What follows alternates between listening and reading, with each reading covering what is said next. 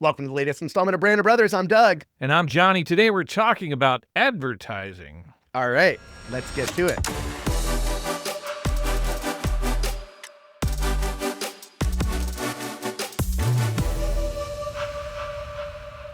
So today we're talking a little bit about advertising. We've talked about marketing. We've talked about branding. We have. A lot of people lump marketing, branding, and advertising all in one. That's stupid. So what's part of what? Marketing is part of branding, is advertising. Break it down. You know the answer, but you're being very polite by asking me instead of just saying, "Hey, let me ask a question." I am representing the everyman, Doug. Even though you are way better than that. But to answer your question, branding is the all-encompassing component, whereas marketing is a subset of branding. And I'm not just saying it because I own a branding agency. We consider ourselves a branding and marketing agency. And then advertising is a subset of marketing. So I kind of look at it like this. So branding is the visual and the verbal. It is the representation of the product, the service, or the company. Marketing is what connects the brand to the audience. It is all of the vehicles that communicate who you are as a company, product, or service to your audience, right? It is the line that connects point A, the company, to point B, the target audiences. Advertising is one of the vehicles that drives along that line. And a great metaphor would probably be that advertising is paying for someone to broadcast who you are. It's the megaphone. Okay, so it's an amplification of. That's a great way of putting it. Yes. Okay. I'm glad that I could amplify your definition. Hey, thanks so much. So, if you take advertising out of this equation, you still have branding and marketing. You can still operate a business without advertising. Like, for sure, businesses do it, right? There are companies that operate solely on word of mouth. Now, some people might call it word of mouth advertising, but to be real, well, if you're building like reviews and stuff, that would be one. Yeah, but it's not really. If you're not really paying for it per se, is it really advertising? To a limited extent, the short answer is yes. It can still be qualified as advertising, but generally speaking, there isn't any sort of amplification that's occurring. It's referrals where someone's like, "Hey, there's this restaurant that has absolutely amazing soup, and you happen to love soup." I do. And so you go to this restaurant, and now you too are a patron. Jambalaya. Now we have to have a conversation about whether that is soup or stew. Soup's not a meal. Sorry, I've devolved into Seinfeld quotes. So there's what I'm hearing you describe is that there's sort of there are roles for the branding and marketing, but advertising kind of fills a tactical gap. Is it a tactic under marketing?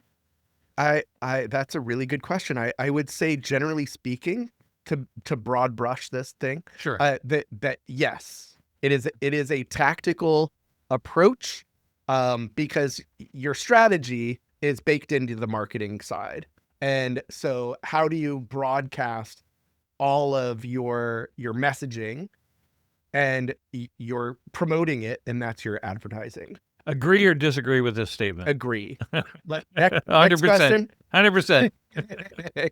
Branding builds meaning. Sure. Marketing drives demand. Yeah, sure. I can buy that. Advertising buys attention. 100%. Okay. So I stick with my initial response. The megaphone? Yeah, there you go. The amplification is a great way of putting it. Now, if you're a small business, you're looking at, for some reason, something has made you feel like you need to do some advertising. Where do you start as a, if I PPC, just came to say like PPC, PPC, pay per click. pay per click. So to explain what that means. The greatest bang for your buck. That also, well, okay, let's rewind. What's the point of the Because the I was just saying, marketing? when we were talking about branding, you mentioned like Google Search Console, right, as like the number one tool for a small business to use to help their online presence, right? That's one feature. Yeah, sure. Okay. Yeah. So, but you're basically saying, and for advertising, that is Google AdWords. I mean, did we get sponsored by Google? No. I mean, I say Google AdWords, but yes, they're just one of the biggest right. that do that, and they're probably the most cost effective of all of them. Depending on, I guess it depends on where you're. Yeah, it depends on your strategy, right? So there are several different ways of approaching this, but the long and short of it is Google Ads definitely makes it easy for you to target your audiences, but they also make it really easy for them to extract funds from your bank account, because they will want you to optimize the way that you're putting out your content, that you're advertising. They're going to try to manipulate you into spending more money than you need to be spending. Instead, what you need to be doing is optimizing your ads based on data, not projection, right? So what they'll often do is go, oh, if you spend triple the amount that you're currently spending per day, that you'll get 5 times the amount of reactions or responses. And of course, they're using their own data to create these projections, but it's not necessarily an honest projection. So, but when it comes to bang for the buck, if the goal is a conversion campaign, then conversion as in like a sale or right. Or what? I guess a form completion. You define qualifies. your as you like to say, your KPIs, your key performance indicators, your data, right? This is what you're tracking, and that's form fills, purchases, anything that's clicks, relevant. Yeah. I mean, subscriptions. What qualifies as a conversion for one company? Likes and subscribes. Yes, definitely like and subscribe, please. So when it comes to advertising, when it comes to campaigns, you basically have, and of course, people will argue that there are more than these two funnels, but they're generally either an awareness campaign or a conversion campaign. And so for this, for an awareness campaign, Google Ads isn't the best way to go about it, right? You want to be able to attract more eyeballs, and words generally, amongst other words, are not going to attract eyeballs to generate the attention that you might be looking for. So there are other ways of doing that. In fact, I've seen these billboards that work like the same way as pay-per-click, except they're able to project what the gross rating points are, which basically kind of tells you what percentage of the population is seeing your ad on a billboard. And so you can do a digital billboard on the side of the road, much the same way that you can do a digital display ad using Google Display Ads, or even using something like AdRoll, or just putting them on Meta. But the long and short of it, what is the most cost-effective way that you're likely to see a positive ROI? Time and again, I see this being PPC, pay-per-click. When you're crafting an ad campaign or a specific ad, what are your non-negotiables? What do you have to see? Like, if what's the point? So the complication here is that, and I'm speaking from the fact that you have to boil it down to a least common denominator.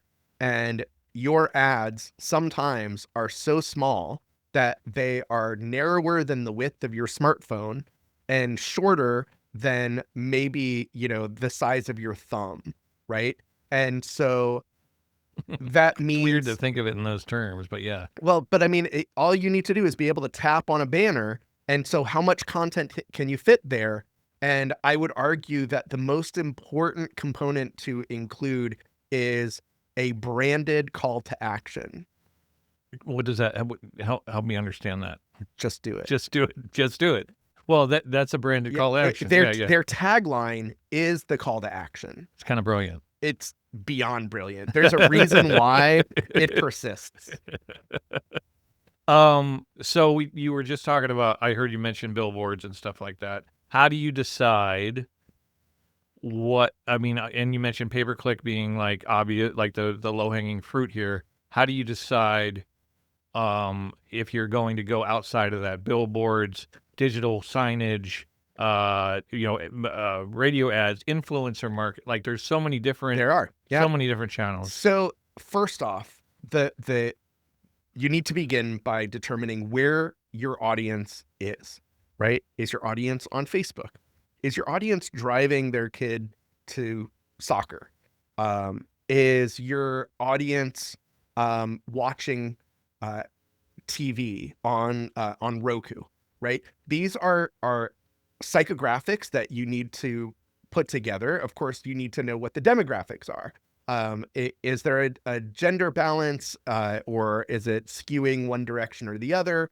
What's the age range? What's the household income, right? These are critical components to identify, because your audience is going to easily fit into a couple of categories. So you want to cast a narrow net. You want to be able to catch the fish that you're wanting, not hoping for just one big fish. Your audience is probably comprised of numerous medium or small size fish, depending on where they might exist. So then once you've identified where they are, then you know where to broadcast to. So if these are people that tend to watch streaming on demand, then it's going to make sense to do OTT and probably YouTube.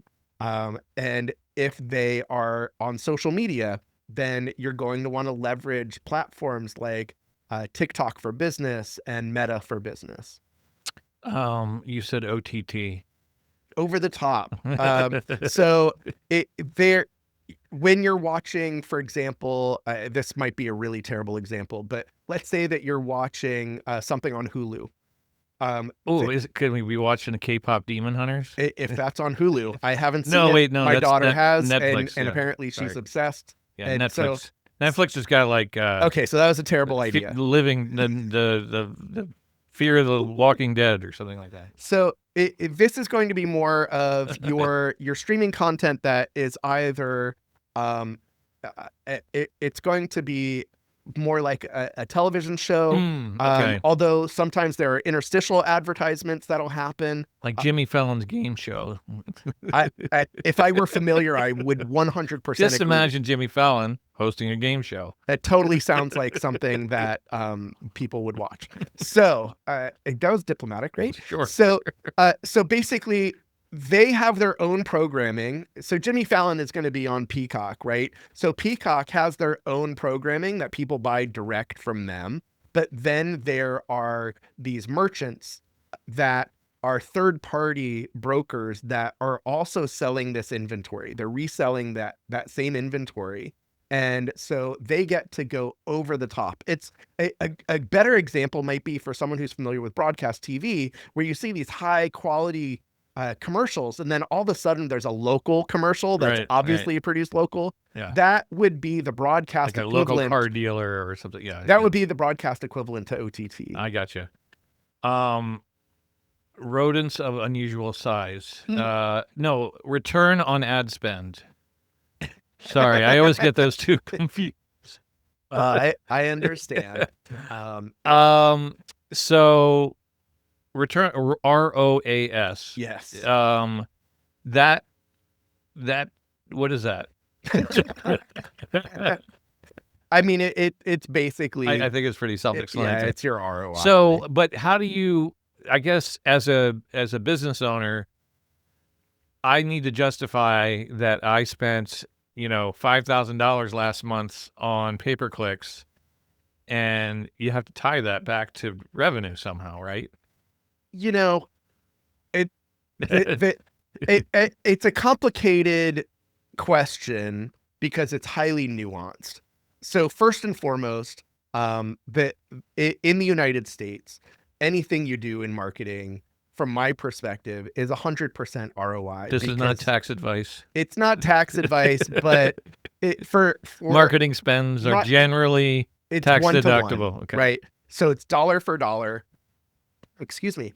And so when it comes to when it comes to return on ad spend, you obviously want this to be incredibly profitable, right? You want to make sure that your margins are positive.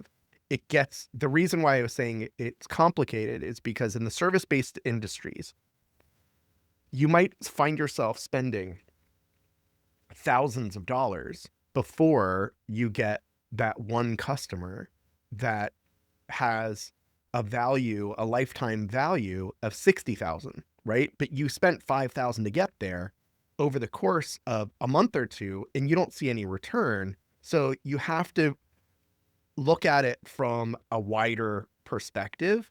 So assuming that you're going to spend $5,000 this month or $10,000 this month and get $10,000 back this month, that is the sign of a terrible investor, right? Don't take advice from that person, financial advice from that person, because you're gambling, right?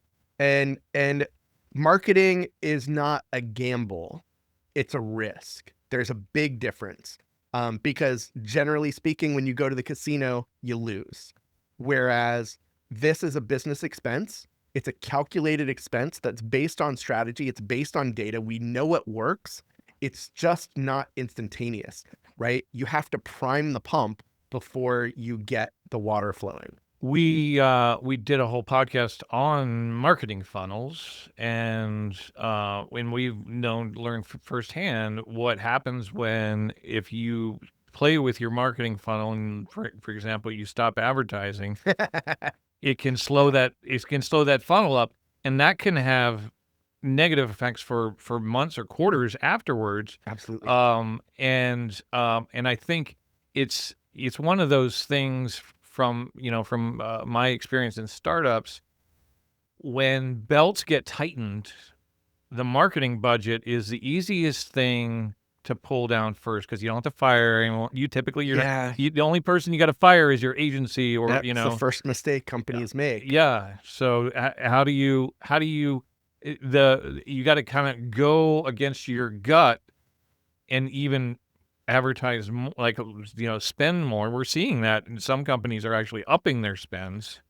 Well, right now it's a really weird economic time, because there are positive indicators and there are negative indicators, right? Like we see in the United States, we see unemployment going up, meaning that there are more unemployed people. However, you look at the markets, and the markets are also going up. So what are the economic indicators that you look at? And then you look at your consumer price index, and those. Is that still getting released?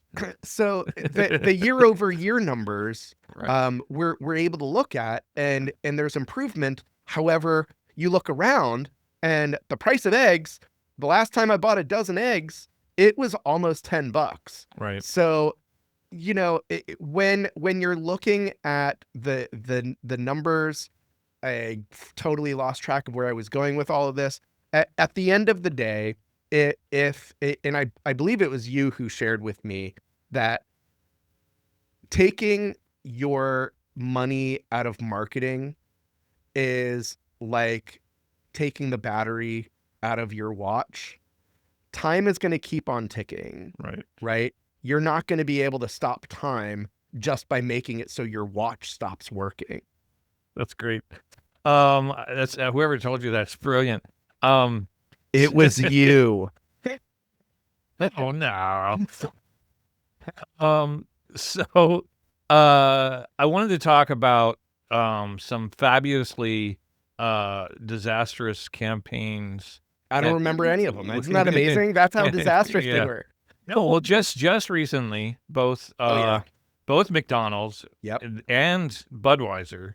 Now, this is the second time Budweiser released an all AI campaign for their Christmas promotion. McDonald's just did one as well. Oops. And they started they bragged about how many generations it took to get the right prompts and like that. It just seems AI slop, man. yeah I mean, that's what we ended up with. AI is only as good as the person using it, right? It's just like a hammer.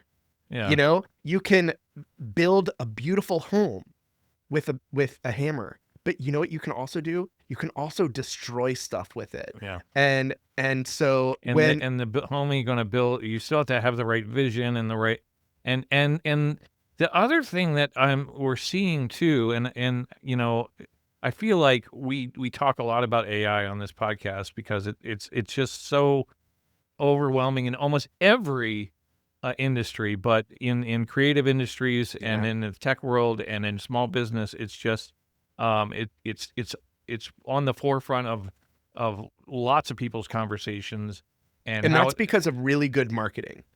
No, yeah. no, seriously, because it has us talking about Claude and Gemini and OpenAI, ChatGPT, DALL-E, Midjourney, right? It has us talking Mhm. about these things, and it's because it's becoming mainstream. It's part of the mainstream consciousness, and people are becoming more and more aware of it because it is infiltrating our content, and the quantity of people on this planet that consume content is ginormous, right? The number we have billions of users on Meta's platforms, and we're talking about a huge percentage of the global population consumes content, and that content is increasingly AI generated. And you're seeing a lot of AI generated emails that are personalized to you. You see, AI generated ads where it's like that isn't even a complete sentence, Right? or It's getting better. Sure. And I think that there will come a time where it's less and less discernible, Yeah. or there's a style that we become immune to. But I think There's definitely a distinct style visually with especially with AI graphics. currently, Currently, eh, there's you can just tell. yeah, you can. And will it get better? I don't know. I mean, as a creator myself, I'm both rooting for it and against it because I don't want to see people move away from the creative industry, because there are tools out there that people are exploiting in an unsavory fashion. What do you think is the most overrated form of advertising right now?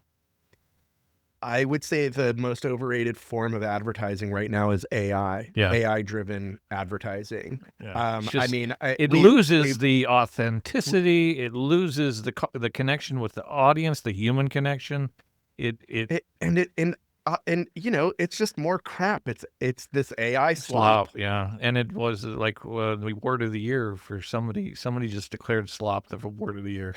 Miriam or one of those Right, guys. one of those dictionaries. I think I Yeah. saw that. How about the most underrated The most underrated besides pay per click, and which the, isn't underrated really, but the most underrated form of advertising you know what I like a lot is the retargeting. I think retargeting is very valuable and underrated. Going to somebody's website, interacting with the website, and then seeing their ads later, even if I didn't buy something, um, brings them back to my mind, and it's kind of annoying, but it works.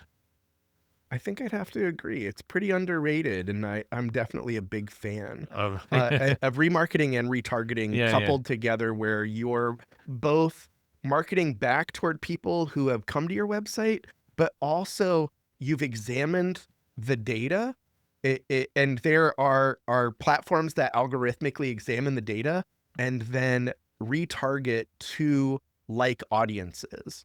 So the people who have come to your website, completed the form, and purchased a product or service or scheduled a something, then finding people that match their interests and demographics.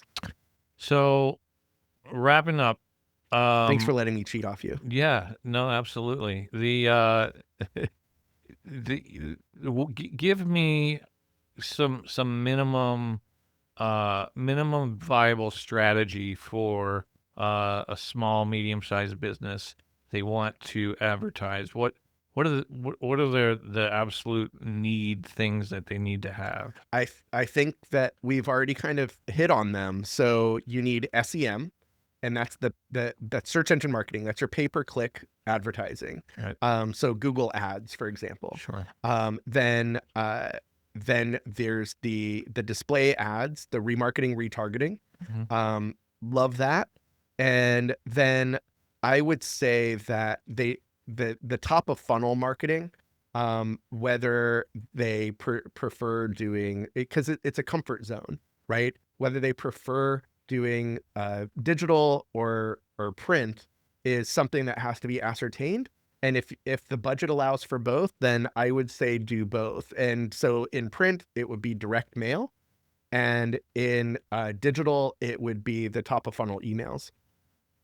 I think that's good. I think where in that do you put a podcast content marketing strategy? Is that so that goes in the content bucket? Yeah. And so that content bucket serves a multitude of purposes. It's very passive. Yep. It is definitely long tail. It is, but it shouldn't be based on the idea of getting conversions. It should be based on the fact that you're staying current on the trends going on in your industry and then broadcasting that. And this helps for everything from SEO, AIO, GEO, whatever you want to call it, Mm-hmm. all the way through to people coming to your social media channels and seeing that you're a viable Your actual humans. yeah. Well, yeah, I mean, obviously your personality as a company will come across and you know, hopefully you're not using some AI driven social media platform. But there's no question that genuine authenticity, that personality comes across one way or the other. And so that content strategy could be employed on social media as well. I think that's a great place to stop. Thanks for joining us, and we'll see you guys next time. Thank you for tuning in to Brand of Brothers. Big thank you to our presenting sponsor, Remix, the branding agency, along with production assistance from Johnny Diggz, Simon Jacobson, and me, Doug Berger. We can't forget music by PRO. Speaking of not forgetting, remember to do that like and subscribe thing and find us at brandshowlive.com and follow us on the socials at Brand Show Live.